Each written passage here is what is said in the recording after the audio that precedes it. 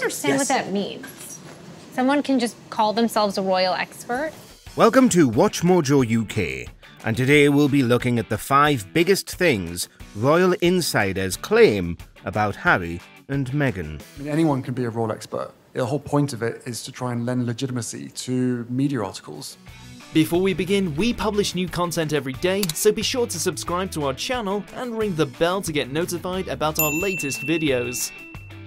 For this list, we're examining where the Duke and Duchess of Sussex and the palace's aides disagree about their controversial departure from royal life. Let us know in the comments what you believe about Meghan and Harry. The dossier. Meghan has stressed time and time again that she knew very little about the British royal family at the time of meeting Prince Harry and subsequently marrying into it. How do you explain that you bow to your grandmother and that you will need to curtsy, especially to an American? Like, that's weird. While this is difficult for many Brits to understand, it's true that Meghan's an American. She's not even from a Commonwealth country, so it's understandable that she wouldn't know much about the British monarchy. It was like that. Like, I curtsied as though I was like... To outsiders, the monarchy and all its strange pageantry looks bizarre, as do its many strict rules. But is there any truth to the claim that nobody ever took Meghan aside and tried to teach her these things? While she said that almost nobody tried to help, other than Fergie and Princess Eugenie, the palace disagrees. Joining this family, I knew that there was a protocol for how things were done. And do you remember that old movie, Princess Diaries, with Anne Hathaway? Many royal insiders have said that the Duchess of Sussex was, in fact, presented with a robust dossier by Prince Harry's private secretary, Ed Lane, nicknamed Elf. There's no class in some person who goes sit like this, cross your legs like this, use this fork, don't do this, curtsy then. The royal family doesn't want people messing up its rules in public or in private, so it does seem strange that they wouldn't have tried to tell Meghan what was what. They say that the dossier contained advice on everything, from royal protocol to dress codes for public engagements. I have to ask, did anyone have to teach you how to do the wave? That's not a thing. You just sort of watch it and go, okay, I guess that's what, I mean, I don't know. But this is another case of he said, she said, where we might never really know the truth. Was there a dossier that went ignored, or is this an easy lie on the palace's side? The national anthem. Meghan made a point in the documentary of also not being taught the UK's national anthem, God Save the Queen, by palace aides. So I needed to learn a lot, including the national anthem. She says she had to Google the national anthem and learnt it religiously. How did you learn it? Oh, I Googled it. But who does get taught the national anthem? Were you sat down and taught the national anthem at school? Probably not, because it's not routinely taught in British schools at all. You just learnt it by listening to other people sing it, and even then it's got 6 verses. The latter 5 are never really sung at all. The palace more or less used this defence as well, saying rather bluntly in the newspapers that you can't file transfer the national anthem into someone's brain. I Googled it and I would sit there and I'd practice and I'd practice and I'd practice. On the other hand, Brits don't really have the same reverence for God Save the King that Americans do for the Star-Spangled Banner, and every time British patriotism has tried to worm its way deeper into schools, people don't like it.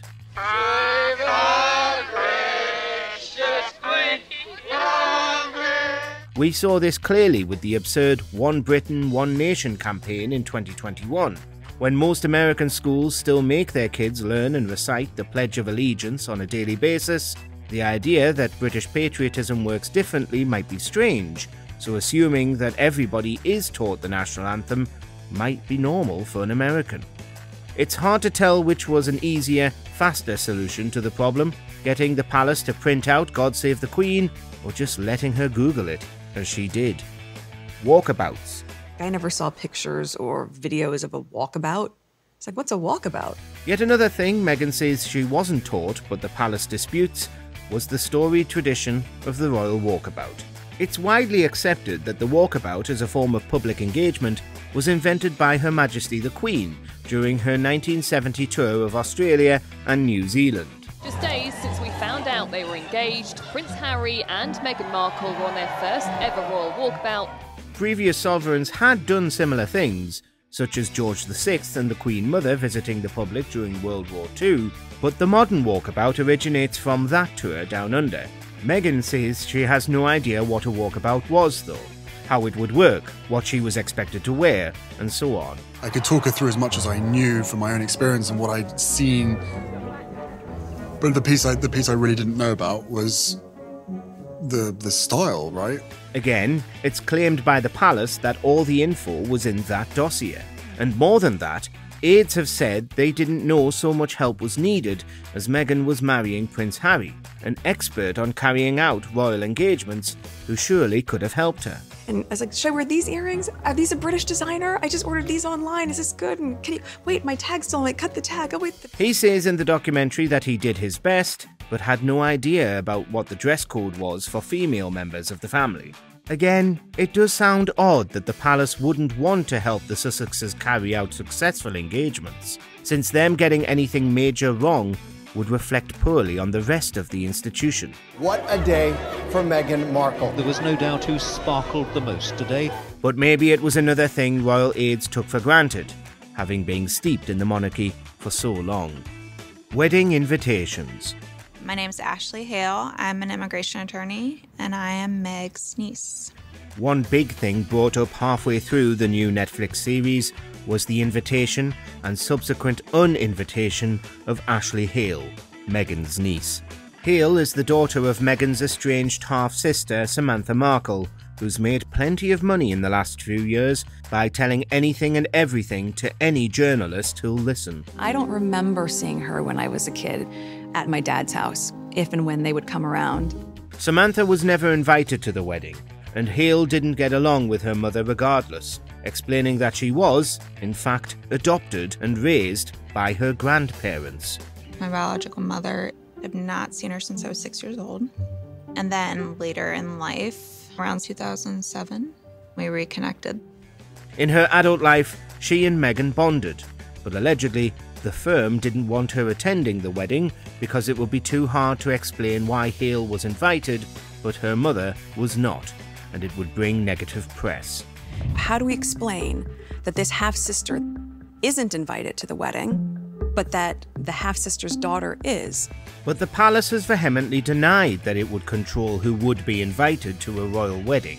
While it's hard to believe that they wouldn't have something to say if there was a particularly egregious choice of guest, in the past, it's taken something rather severe to get the wedding guest list changed. When Princess Margaret married Tony Armstrong-Jones in 1960, his original best man, Jeremy Fry, left the role after there was publicity around him being arrested for homosexual offences. Homosexuality wasn't decriminalised until 1967. Crucially, these were people suspected of or convicted of crimes at the time. I think I said I was hurt on some level, but I understood where it was coming from. But then, the palace wouldn't exactly come out and admit to banning somebody from a wedding just because they don't get on with somebody else who wasn't invited in the first place. To know that it was because of my biological mother that this relationship that's so important to me was impacted in that way. Blindsided the Queen. In the 5th episode, the Sussexes went into detail on their 2020 Instagram announcement that they wanted reduced roles within the firm. By the time that I was speaking to my father from Canada, the family and their people knew that we were trying to find a different way of working for a minimum of 2 years. As Prince Harry explains, the narrative had been, from the beginning, that the late Queen was shocked by the announcement, blindsided, as the press put it. But equally, he says that this isn't true, and that their social media statement came out after months of them trying to get meetings with Her Majesty, Prince Charles, Prince William, and other senior family members that were repeatedly rejected. She told me that she had no plans for the week. And she said, well, why don't you come up and intend to have tea, but why don't you stay the night, you and Meghan?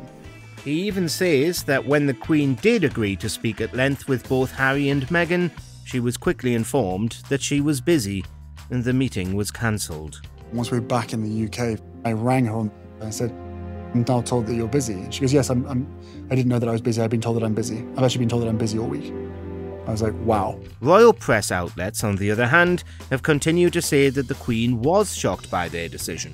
Perhaps not that it was coming, but the way in which it was announced so candidly on Instagram of all places. Harry didn't put out a statement through an official channel and supposedly didn't let the palace know ahead of time. This idea that I supposedly blindsided my grandmother, this would never happen. I have so much respect for her. Though, of course, if the palace really weren't willing to get around a table and discuss what was going on, they couldn't spend years waiting around for permission. Since it began, the Queen was at the centre of the Megxit controversy, with her old age a reason journalists used to say the Sussexes ought to stay quiet. But it still seems implausible that the Queen herself wouldn't have been absolutely aware of how Meghan and Harry were feeling.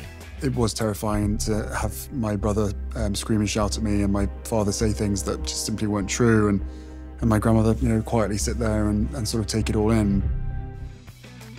You agree with our picks? Check out this other recent clip from WatchMojoUK and be sure to subscribe and ring the bell to be notified about our latest videos.